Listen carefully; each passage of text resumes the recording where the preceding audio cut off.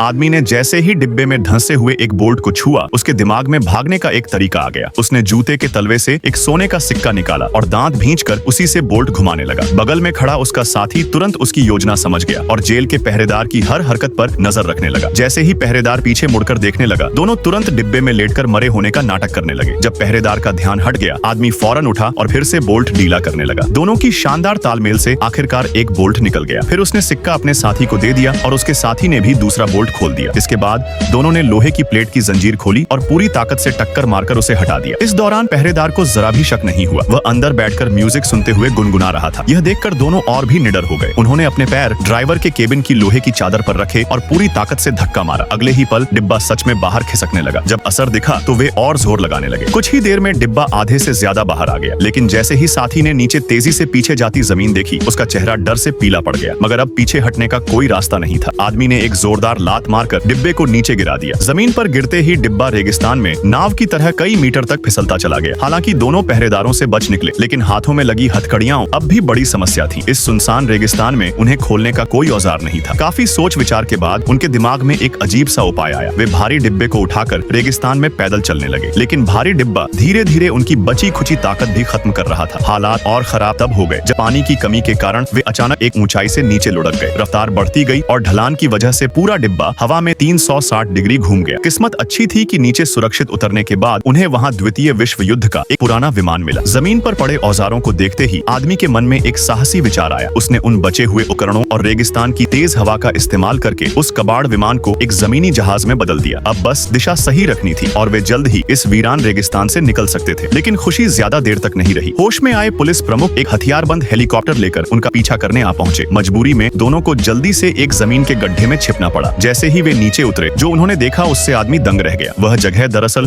द्वितीय विश्व युद्ध का छोड़ा हुआ हथियारों का भंडार थी। इन हथियारों के सहारे अब दोनों को पीछा कर रहे हेलीकॉप्टर से डर नहीं लगा। उन्होंने तुरंत धूल में दबी एक पुरानी टोक को गुफा के बाहर धकेला। आदमी ने रस्सी कसकर पकड़ी और जैसे ही निशाना पास आया, उसने फायर कर दिया। गोला बिल्कुल सही जगह हेलीकॉप्टर से टकराया, लेकिन वह फटा नहीं। पायलट इस पर घमंड करने ही वाला था कि तभी चलो